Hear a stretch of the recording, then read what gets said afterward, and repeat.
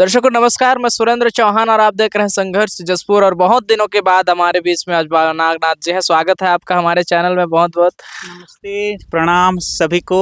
जी जी। है ना। काफी दर्शक हमारे हैं जो बाबा जी आपको देखना चाहते हैं, लेकिन काफी दिनों के बाद आपका इंटरव्यू लेने का हमें भी सौभाग्य मिल रहा है।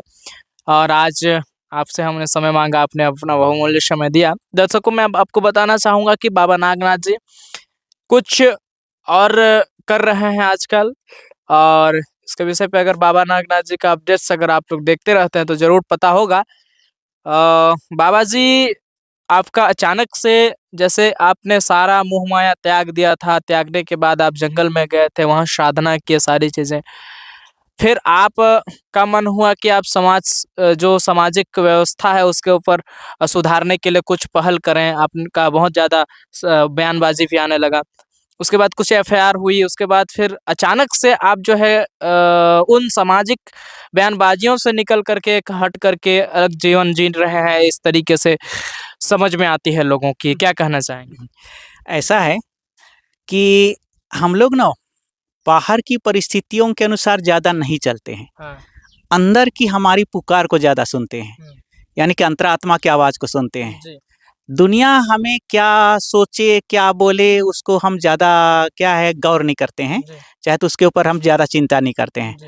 तो जैसे आप ये फायर की बात किए, फिर मैं थोड़ा अचानक गायब जैसा लग रहा हूँ, तो मैं किसी डर से कहीं गायब वगैरह नहीं हुआ।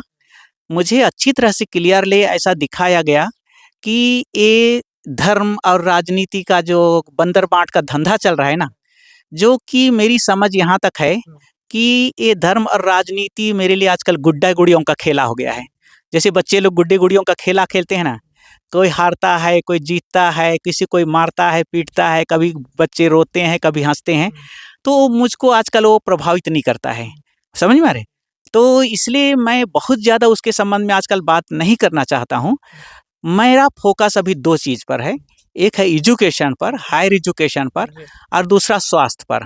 लेकिन हमारे पास अगर स्वास्थ्य नहीं रहेगा, हम स्वस्थ नहीं रहेंगे, तो हम हायर एजुकेशन भी तो उपलब्ध नहीं कर पाएंगे, यानी कि अचीव नहीं कर पाएंगे। तो अभी मेरा मैंने डिमांड बहुत ही ज़्यादा हो गया है। मेरे पास सच कहूँ तो एक भी दिन खाली नहीं है जो कि मैं खाली पूरा दिन रहूँ। माने मैं एक दिन जर्नी करता हूँ, फिर 3 दिन रहता हूँ, फिर अगले दिन जर्नी करता हूँ, यानी 5 दिन होता है ऐसा। ऐसा मेरा पूरा महीने भर का शेड्यूल बुक हुआ है। बाबा जी जो बयानबाजी आपका कर रहे थे, आप कुछ भी घटनाएं होती थी तो आप जैसे बयान देते थे, और लोगों को ऐसा लगता था कि वर्तमान परिस्थिति को बाबा जी अच्छे से समझ रहे हैं। एक तरीके से एक उनके लिए एक ऑप्शन आप थे। तो लोगों की उम्मीद आपसे जुड़ी हुई थी कि बाबा जी के निर्देश पे बाबा जी जो कहेंगे उस हिसाब से हम, काफी लोगों का जो ध्यान था आप आकर्षित किए थे। जो कांग्रेस से नाखुश थे, बीजेपी से नाखुश है, उनका ध्यान बाबा नागनाथ की ओर आ रहा था। और आप अचानक से उनको गुड्डे गुड़ियों का खेल जरूर कह रहे हैं, लेकिन उन उम्मीदों का क्या जो लोग आपसे किए हुए थे? खैर आप जो बोल रहे हैं उन पर मेरी नज़र है, पैनी नज़र है। यानी कि क्या-क्या समाज में हो रहा है, चाहे तो धर्म के नाम में हो रहा है, चाहे तो हमारे आदिवासियों के, चाहे मूल निवासियों, सबके बारे में एक-एक चीज़ को मैं देखता हूँ, डेली देखता खबर हूँ। तो रखते हैं, लेकिन आप जिस तरीके से एग्रेसिव होकर के प्रतिक्रिया देते थे, ऐसा प्रतिक्रिया अब नहीं आ रहा है। तो लोग ये सोच रहे हैं कि कहीं बाबा जी भी आपको एक चीज़ कहूँ ना, आप लोग आएँगे तब ना प्रतिक्रिया करो, आप लोग है ना, हाँ, हाँ। जैसे आप आए हैं, जी। आज आप जी भर के पूछिए ना मेरे को दिल खोल के, बिल्कुल। भई पता नहीं इसके पहले हम लोग 2 महीना के कितना हो गया, महीना हो गया, मिले ही नहीं थे। हाँ, हाँ। तो मुझे तो ऐसे इंटरव्यू लेने के लिए ही कोई नहीं आ रहे हैं, जी। तो मैं तो यहाँ से वहाँ पूरा आपका काफी बिजी माने शेड्यूल बहुत शेड्यूल है। लेकिन मैं जो है ना, ये राजनीति और समाज और धर्म के बारे में पूरा मेरा ध्यान है। लेकिन मेरा काम जो आजकल जो है ना, बीमारी से लोगों को ठीक करने के पीछे पड़ा हूँ। लेकिन आप कभी भी आइए, मैं बोल रहा हूँ, और आप राजनीति से संबंधी, समाज के बारे में, शिक्षा के संबंध में जो आपको पूछना है पूछिए, है कि समझ में आ रहा है? नहीं तो असल में मैं भागा नहीं हूँ, आप लोग असल में आ नहीं रहे हैं, है ना, समझ में आ रहा है? ठीक, ओके, ओके, चलिए। तो अभी आप बाहर रह रहे हैं, हाँ, मैं पूरा जो है लगभग सितंबर महीने से गोल-गोल घूम रहा हूँ। जी। आपको मालूम है सितंबर से अहमदाबाद, फिर मुंबई, मुंबई से झरसुगुड़ा, फिर कुनकुरी, तब से मैं गोल-गोल ही घूम रहा हूँ मैं। एक दिन भी मैं कहीं एक जगह नहीं रख रहा हूँ, 3 दिन फिर आगे, 3 दिन फिर आगे चल रहा है। और मेरा बताया कि ना महीने भर का मेरा शेड्यूल जो है ना रजिस्ट्रेशन के साथ चल रहा है। यानी ₹1100 लोग भर देते हैं और उनको मैं डेट दे देता हूँ, अराइवल डेट और डिपार्चर डेट को 3 दिन रहता हूँ, 3 दिन 3 रात रहता हूँ। और मैं अभी जो है ना सारी बीमारियों का ठीक काम कर रहा हूँ। और उसमें मज़े की बात ये है कि मैं उन बीमारियों को ठीक कर रहा हूँ, ऐसे मैं ठीक नहीं कर रहा हूँ। मेरे पास कुछ ऐसे चीज़ है, यानी थोड़ा स्पिरिचुअल पावर कह सकते हैं, यानी थोड़ा भी नहीं कहूँगा, 90% स्पिरिचुअल पावर है और जो 10% है मैं नेचुरोपैथी के सिस्टम से मैं काम कर रहा हूँ। और दोनों को मिला करके वो बीमारियाँ ठीक हो रहा है, मैं कर रहा हूँ कहना ही नहीं चाहता हूँ मैं, जिसको डॉक्टरों ने मना कर दिया। अब जहाँ अभी आया हूँ, जैसे अभी हम लोग बंदरचूआ आए हैं, ये बंदरचूला वहाँ वाला भाई जो है लगभग 5 साल से जो बीपी प्लस बीपी का दवा खाते-खाते इनका दोनों किडनी खराब हो गया और उसमें क्या कहते हैं पथरी भी हो गया। फिर इनको हर 2 दिन में अभी अंबिकापुर जाकर के डायलिसिस करना पड़ता है और 1 दिन के इसका डायलिसिस का खर्चा ₹2200 है और आना-जाना दिन भर का लगता है। समझ में आ रहा है? तो इसी प्रकार और भी मेरे पास हैं, जैसे अभी मैं एक पहले भी शायद चर्चा कर चुका हूँगा कि एक कैंसर का पेशेंट जो है 3rd स्टेज से 4th स्टेज में जा रहा था, तो उनको डॉक्टरों ने, चाहे तो अंबिकापुर के चाहे तो रायपुर के डॉक्टरों ने मना कर दिया कि हमसे नहीं हो पाएगा। उनका 1 साल से ज़्यादा हो गया था, तो उनका जो है ना माने 1st स्टेज से लेकर 3rd स्टेज पहुँच गया, लेकिन उनकी सुधार नहीं हुई और वो मरने ही वाला था, तो भी उन लोग रायपुर लेने वाले थे। फिर मरता क्या नहीं करता। बहुत से हमारे लोग क्या है, मरने के लिए खाली अस्पताल लेते हैं। जैसे होली क्रॉस हॉस्पिटल भी ना मरते समय लाते हैं और 15-20 हज़ार रुपया पटाते हैं, पहले नहीं खर्चा करेंगे।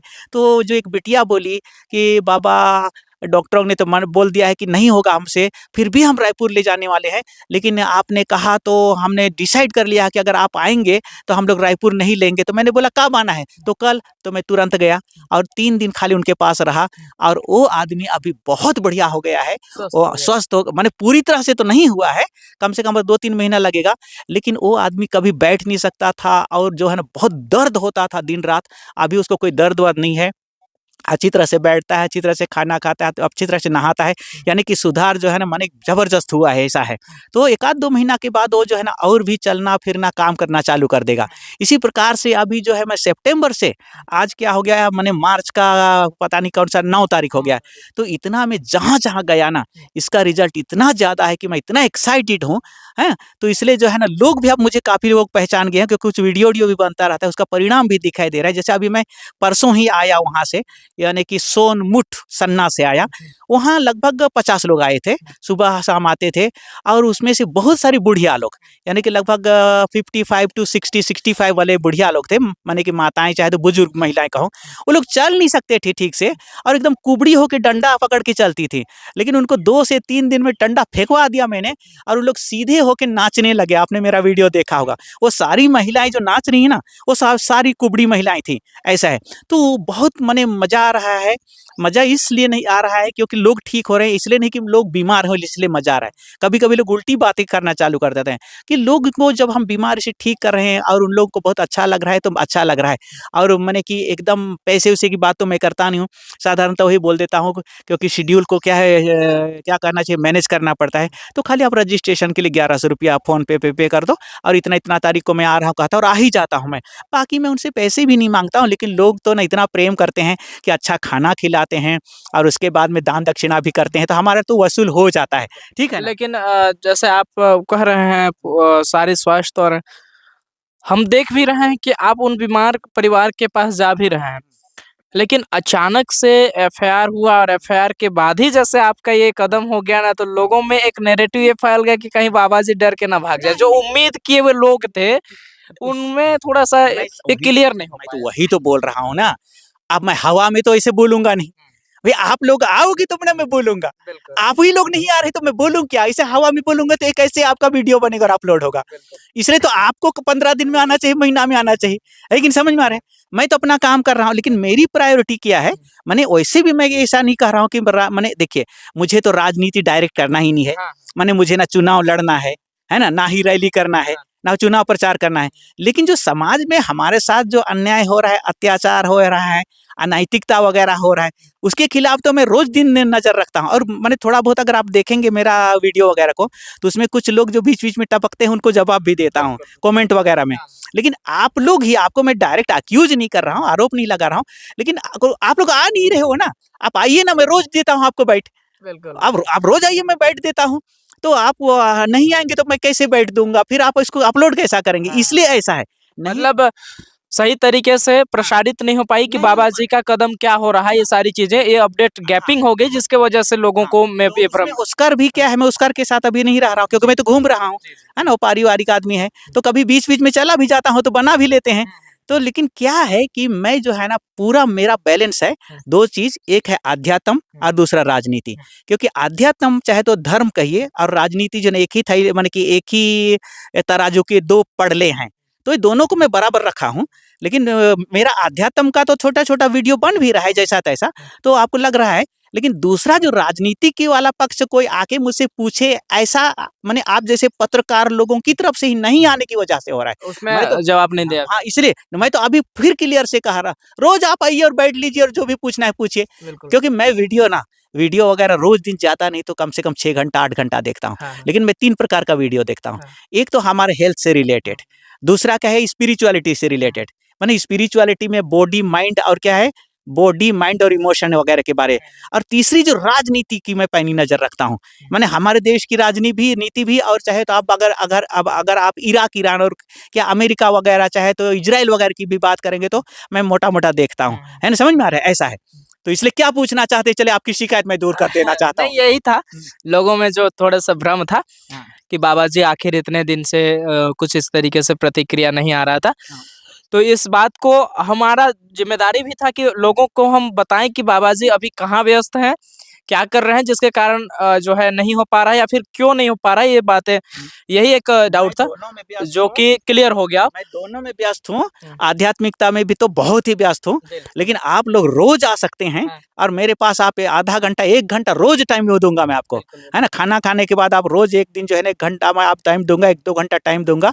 और आप जो भी मेरे साथ क्या करना चाहते हैं, माने कि राजनीति के संबंध में, चाहे तो समाज के संबंध में, चाहे तो हमारे देश के संबंध में, जो हमारे पास जो भी जानकारी है उसमें आप डिबेट की बात कर सकते हैं, चाहे तो आर्ग्यू की बात कर सकते हैं, तो डिस्कशन की बात करते हैं, तो विश्लेषण की भी बात कर सकते हैं। मैं बात करने को तैयार हूँ, बिल्कुल। क्योंकि मैं माने ये दो चीज से दूर जाने वाला हूँ नहीं, क्योंकि हमारे जीवन का ये बहुत महत्वपूर्ण भाग है, इससे हम जा भी नहीं सकते। एक जागरूक व्यक्ति राजनीति और धर्म से दूर जा नहीं सकता। लेकिन हाँ, जैसे कि मैं फिर उसी चीज को रिपोर्ट कर रहा हूँ, मेरे जैसा आदमी को अभी ये जो है राजनीति का और ये धर्म का कह रहा हूँ, आध्यात्मिकता की बात नहीं कर रहा हूँ, ये ना बिल्कुल बच्चे लोगों का बचकाना हरकत है, गुड़िया जो गुड्डे गुड़ियों का खेला है ना। माने चाहे हिंदू धर्म की बात करिए, चाहे ईसाई धर्म की बात करिए, चाहे तो सरना धर्म की बात करिए, चाहे तो हमारे और भी प्राकृतिक धर्म की बात करें, सब जो है ना गुड्डे गुड़ियों का खेला खेल रहे हैं। और वो लोग उसकी बात कर रहे हैं, और माने इसका प्रचार प्रसार कर रहे हैं, और इसका ठेका लेके बैठे हैं, जिसको उनका ABCD मालूम नहीं है। सुन रही है ना। अब सोया हुआ आदमी को कैसा जगाएगा? तो सोए हुए आदमी को जगाने के लिए पहले जो है ना, जगाने वाले आदमी को क्या होना चाहिए? जगा होना।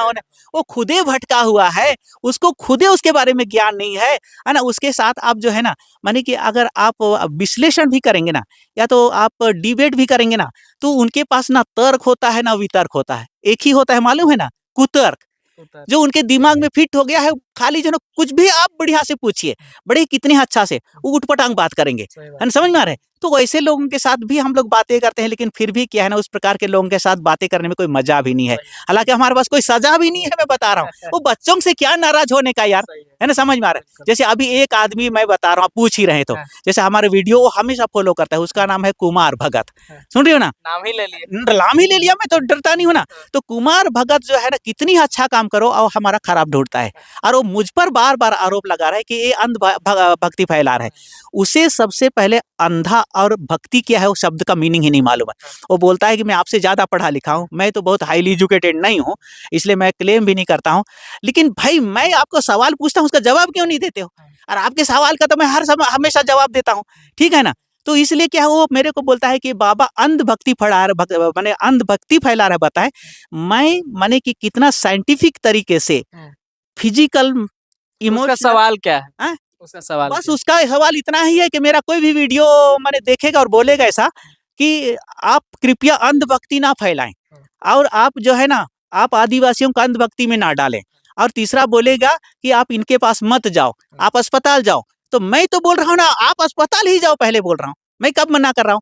लेकिन मैं देख रहा हूँ लोग अस्पताल से जो है ना 5 साल, 10 साल, 15 साल से थक गए हैं और अस्पताल का हर तरीके से करने के बाद में उनका हालत और बहुत खराब हो गया है, मरने जा रहे हैं। वही लोग मेरे पास आते हैं और उसके बाद ठीक हो जाते हैं।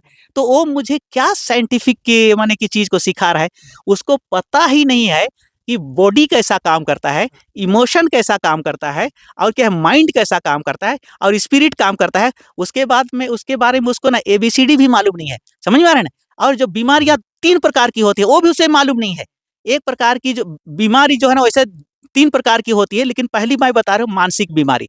मानसिक बीमारी को यहाँ तक कि मनोवैज्ञानिक लोग भी ठीक नहीं कर सकते हैं, क्योंकि मैं अहमदाबाद जैसे बड़े शहर में माने कि साइकोलॉजिस्ट, प्रैक्टिशनर, साइकोलॉजिस्ट भी मेरे पास आते थे, अपना बीपी ठीक नहीं कर सकते थे, मेरे पास आधा घंटा बैठते थे, ठीक हो जाता था।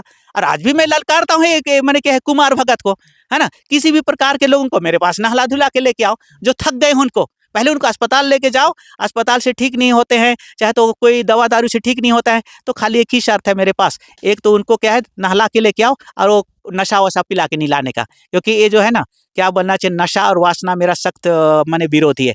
तो इसलिए मैं क्या कह रहा हूँ कि इनको जो है ना माने कि फिजिकल इलनेस क्या होता है, इमोशनल इलनेस क्या होता है, मेंटल इलनेस क्या होता है, और स्पिरिचुअल वर्ल्ड में कोई इलनेस ही नहीं होता है, कोई डिजीज भी नहीं होता है। और सारी बीमारी का जड़ कहाँ से, मन से चालू होता है, समझ में आ रहा है। इसलिए मन के तल पे अगर आप बीमारी की इलाज कर देते हैं ना, तो इमोशन के तल में भी बीमारी नहीं होगा, और लास्ट में हमारे बॉडी में वो आता है, माने कि जो सिम्टम होता है ना वो लास्ट में बॉडी में दिखाई देता है। तो ये जो डॉक्टर है, एमबीबीएस डॉक्टर बोलिए, चाहे तो आयुर्वेद डॉक्टर बोलिए, चाहे तो होम्योपैथिक डॉक्टर बोलिए, चाहे तो यूनानी डॉक्टर बोलिए, चाहे तो हमारे देशी डॉक्टर भी बोलिए, है ना, सुनिए, वो लोग जो है ना मेंटल इलनेस और इमोशनल इलनेस को लोग ठीक नहीं कर सकते हैं। यानी कि मेंटल डिजीजेस और क्या है इमोशनल डिजीजेस को लोग ठीक नहीं कर सकते हैं, उसको खाली स्पिरिचुअल आदमी ही ठीक कर सकता है, और वो कुछ करता नहीं है, मैं बता रहा हूँ। क्योंकि इलनेस यानी कि बीमारी का मतलब है ऊर्जा की कमी। जब आपकी ऊर्जा कम हो जाती है तो आप बीमार पड़ जाते हैं, सुनिए। तो ऊर्जा वाले व्यक्ति के पास अगर आप बैठते हैं ना, तो ऊर्जा हमेशा ऊपर से नीचे बहती है। तो स्पिरिचुअल आदमी हमेशा हायर एनर्जी लेवल वाला होता है। खाली उसके पास आप बैठेंगे तो ऊर्जा आपकी तरफ चला जाएगा, और आपका जो है ना घड़ा जब भर जाएगा तो आपको अच्छा लगेगा। अरे दूर की बात, कल की बात छोड़िए ना, अभी हम लगभग आधा घंटा से ज्यादा नहीं हुआ होगा, है ना, मोटा मोटा वो भी सब मिला करके। आपको कैसा लग रहा है मेरे पास बैठने के बाद? अच्छा लग रहा है कि नहीं लग रहा है? क्यों अच्छा लग रहा है? मैं तो कुछ नहीं कर रहा हूँ, हम लोग तो बात ही कर रहे हैं। मेरे को तो 1 मिनट भी अलग से बात करने का और कुछ करने का समय नहीं है।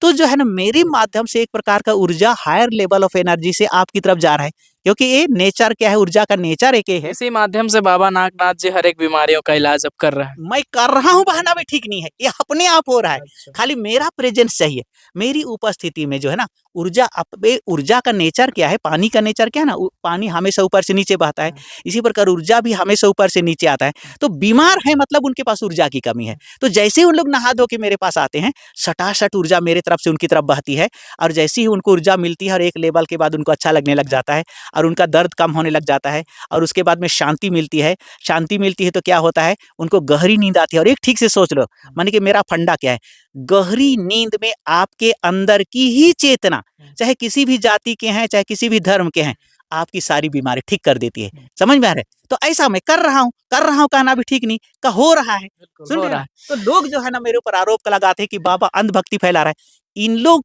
अपने को बड़े पढ़े लिखे बताते हैं ना, मैं तो कम पढ़ा लिखा हूँ भाई, मेरे पास दुनिया भर की डिग्री नहीं है। लेकिन वो डिग्रीधारी डॉक्टर लोग भी तो मेरे पास आते हैं ना, और डॉक्टर लोग दूसरों को ठीक करते हैं, अंत में मेरे पास आते हैं।